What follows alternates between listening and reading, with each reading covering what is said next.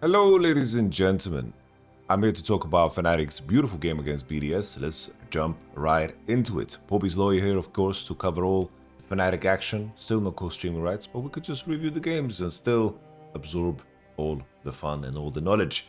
Let's talk about the draft first. So, the Ryze was locked in, which is a very, very good lock-in in a game like this. Ryze is a champion that is going to keep up a lot more with any action that happens in the game. Ryze paired together with a Varos and a Jarvan that want to be busy in the early game works super well because Ryze always finds tempo swings, timers, because of how easy it is to push. On the other side, we have Aphelios and pair it together with a Rakan. When the enemy shows Jarvan, picking Aphelios into Varos doesn't make a lot of sense. They matched basically the Varos third pick with the Aphelios, and Aphelios as a champion in isolation is not going to do super well with Varos. You're hoping that your counter pick support is going to give you some kind of value, but if your answer is to drop 4-5, remove all the champions from the pool like the Thresh that is going to keep you safe from the Jarvan, and at the same time match up with the Rakan, you're still going to be losing that lane matchup. You're going to have a hard time. Aphelios is very weak on paper before he gets, of course, his blue gun where he can push in and shove, and that type of momentum can be so costly in the game. Sion also as a champion in isolation against Rumble, sure can fight back at moments in time, but when you're playing Sion in solo lane, and you are in a situation where your bot lane is giga losing, you can't really leverage the biggest strengths of Sion is that he's very strong in the lane swap scenarios, he can be very tanky in the mid game, and that's the point where you want to leverage your bot lane advantage to do something significant. So, the bot lane is giga busy, Varos Alistar can pressure onto the Aphelios, Ryze can keep up, Jarvan super strong early. Let's see how Fnatic executed.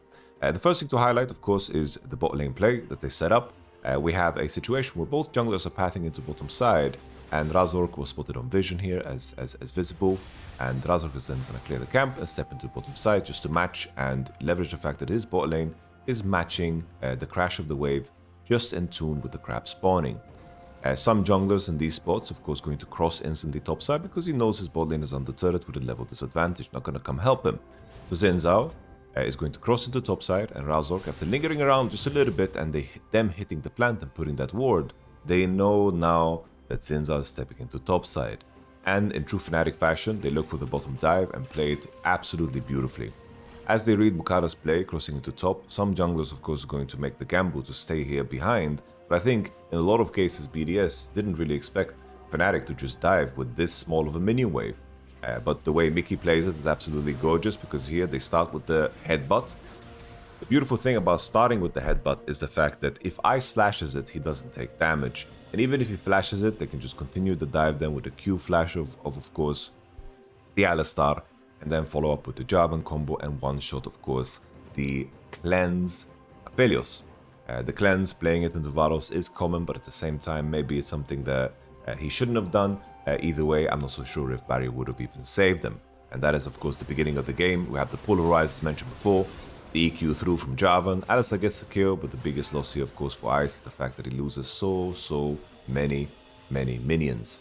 And when this happens in your game, the situation for bot lane becomes very awkward. Sion instantly matches the base, and he's looking to, of course, TP bot to catch this wave that he's losing, so Aphelios can open at top side. But as you can see, Varos then, and of course Alistar can just base and match top, and Oscarini can save his TP because bot lane is already pushed in. We continue onwards. I mentioned Ryze getting, of course, timers in the game to roam. Here in this situation, you're going to see this maneuver where Razork knows already his bot lane can manage the wave, meaning they are stronger, they can stand on the wave and put vision down for themselves and create a scenario where they crash the wave in sync with, of course, the Ryze and Jarvan. The kind of swing that Razork wants to do is always making sure that he cuts through mid and then goes into topside together with Ryze, so Ryze is in no danger and doesn't face check like a Xin Zhao, for example, and then they can, of course, Ryze ult into top. That is the momentum swing that you always want to look out for. So Victor against Ryze, in isolation 1v1, over time Victor can win, but if those windows are too significant for the game, Ryze of course takes over and BDS's bot lane is already in trouble. Razor crosses through after doing chickens, didn't do golems of course, baya, and then they cross. The wave crash is beautifully done.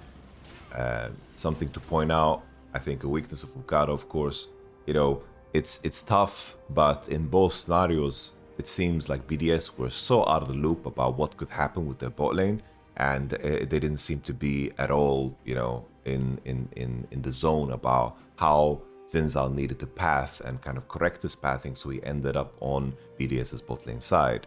Bukata was very predictable and just went to, you know, his camps like a light, which of course makes sense, because in a world where he's here to defend and they are threatening dive, and then Zinzao doesn't take his bot side camps, they cross into bottom side, take over bottom side because there's full vision here, and then they pressure the invade here because they have Rumble, Rise, and then Javan on bottom side. Bukata is then going to be in a very, very tough spot. That's why having this very weak early game is a very big problem. You could say Bukata should be here, but if he is, then he's going to fall over time so far behind because he's making defensive move after defensive move.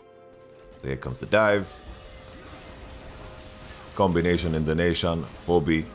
Still in loop in the game. I think Rise probably his best champion from what I saw in CL. And of course some of the Asia Masters Cup. I'm trying to remember the name of them, but basically it's like the LDL versus KCL that they're playing against, each other. I watched some of the POBY games. Rise was something that really, really stood out because he's very, very good at being in tune and in sync with the game. And next thing to point out here, I think Fnatic's awareness of people needing the base is super beautiful. Aphelios based here dry and Sion is matching.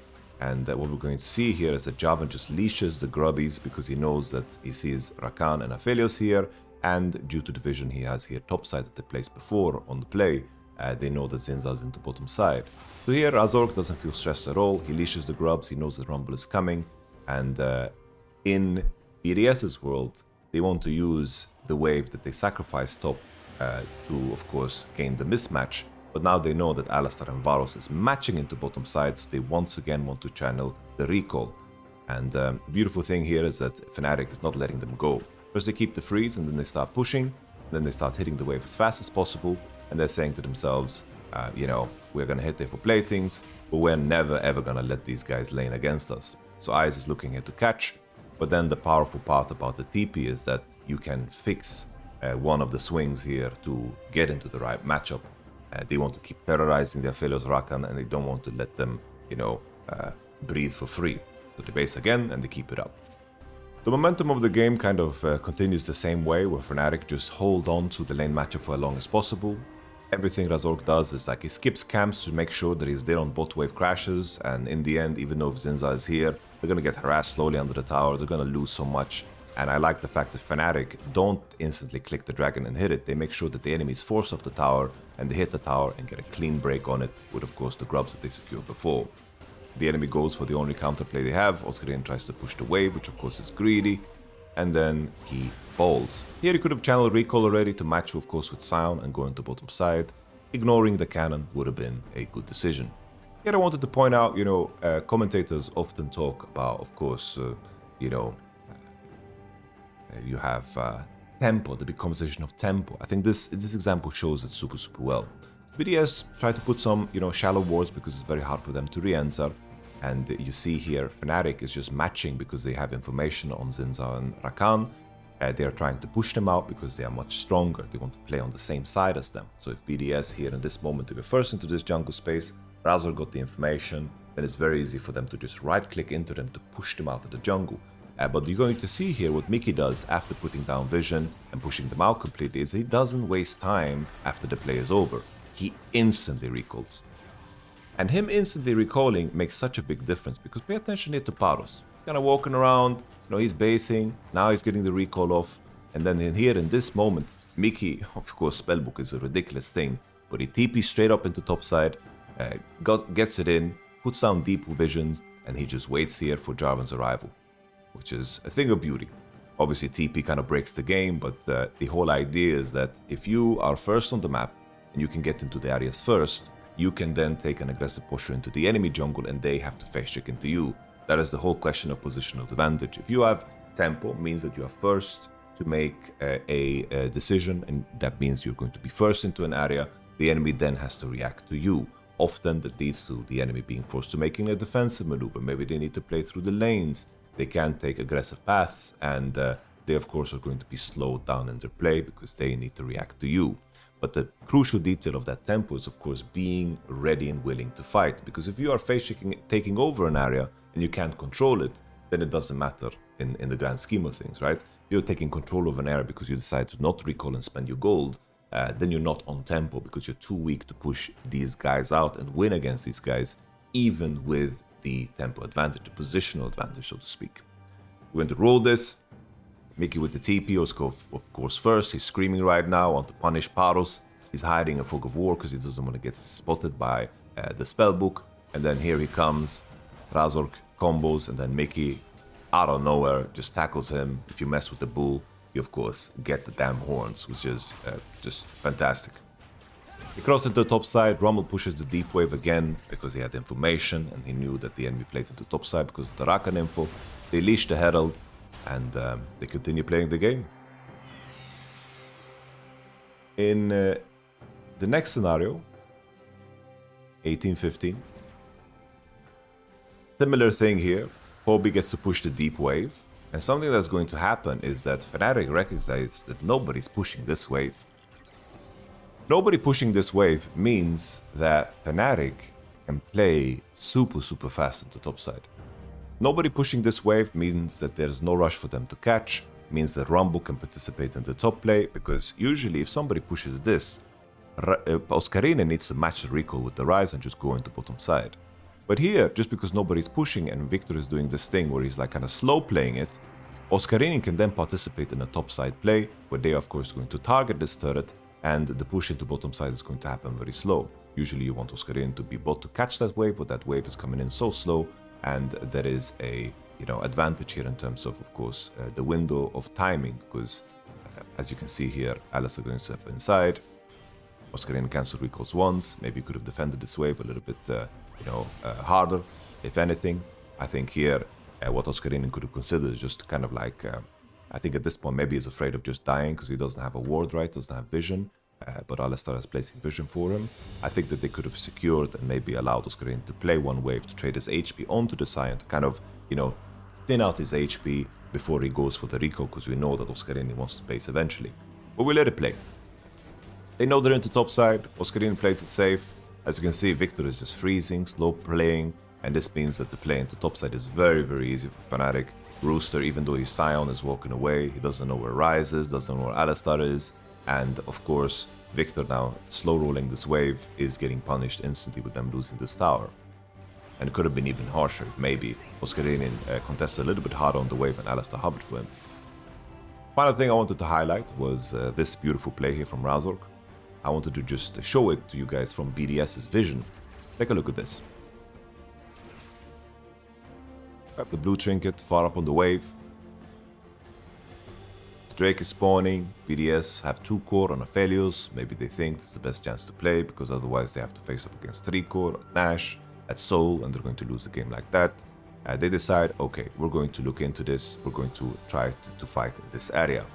So we see Javan in topside now, clearing some vision. He's still in topside, and they're thinking, okay, maybe we can face check into this area, take over the dragon. POBY pushes a very deep wave. He can still move. The Drake is spawning in 10 seconds, so it's very nice that he pushes this deep wave, which means that Victor needs to make a decision. Is he poking it in this area on the face check, or is he catching the wave? Obviously, Victor's job here is to make sure that the entry into this area is as hard as possible. But in this scenario, POBY is putting pressure on him of making him make a decision, which is super cool. Very in sync. And Javan hovers one time to make sure that Rise is safe through and through, so he doesn't get ganked or anything happens to him. So now in this moment, because they saw Javan at the top side, they're entering into this area, face checking because they saw 2, which is very natural. Nuka's TP, and take a look here at the loop around. The engage from Rooster obviously is complete ass, goes without saying. Look at now as Rise loops around, he gets spotted on vision. And throughout this entire scenario, BDS is thinking to himself, okay, we're gonna back off now slowly because Rise is hovering. And then surprise, fnatic Javan. Really good job of using Fog of War to find this angle. BDS are doing this thing where they have a natural progression, but the fact that fnatic is so in tune on always playing on tempo means that they always have the information to play with. They are pushing the right waves, POBY especially, doing a great job of pushing the right waves, making sure that the enemy always has to be the one catching. And then when they have a tempo advantage, they leverage to the absolute max and don't waste any time.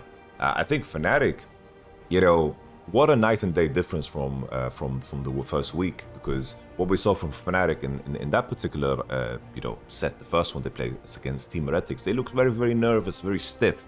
But now we have coherence. We actually have a cohesive gameplay pattern. And I don't want to, I recognize myself as a hype up Fnatic that I've been here before, and it gets a little bit scary, a little bit too fast. But this looks super, super nice. I am very excited because we're looking at the POBY voice comms. All of them look super, super juicy and like very, very fun to listen to. I think this game, plain and simple, was just a masterclass in how you dominate through bot lane with jungle, with support, and dominate the map and make sure that the enemy doesn't escape your stranglehold, so you can really suffocate the life out of the enemy so they don't feel like queuing up again. I don't know why it became so gruesome, but you know my point. Fnatic did a great job of snowballing bot lane. I want to see more of this. Super, super excited for the future of Fnatic. Let's see where they take us next. Let me know what you guys want to see more in these videos. Give me feedback. I think this is the format I'm going to go for more, because I think highlights, people want to watch highlights. Go Kadru, go Dom, all that jazz. Let's do something different. Let's add, a different form of content into the pool, and let's stand out and actually leverage my expertise for something good. All the best. Thank you for watching. If you sneeze during this video, bless you and bless your face. I'll catch you on the flippity flip. Peace. Does have something. Razzle goes to the engage, jumps onto ice. There's a realm walk follow up, and ice doesn't have a way out of here. POBY with the flank in the end. BDS step forward, but nothing belongs to them. A double for Oscar to round it out. Third Drake alongside it. Fnatic 7k ahead.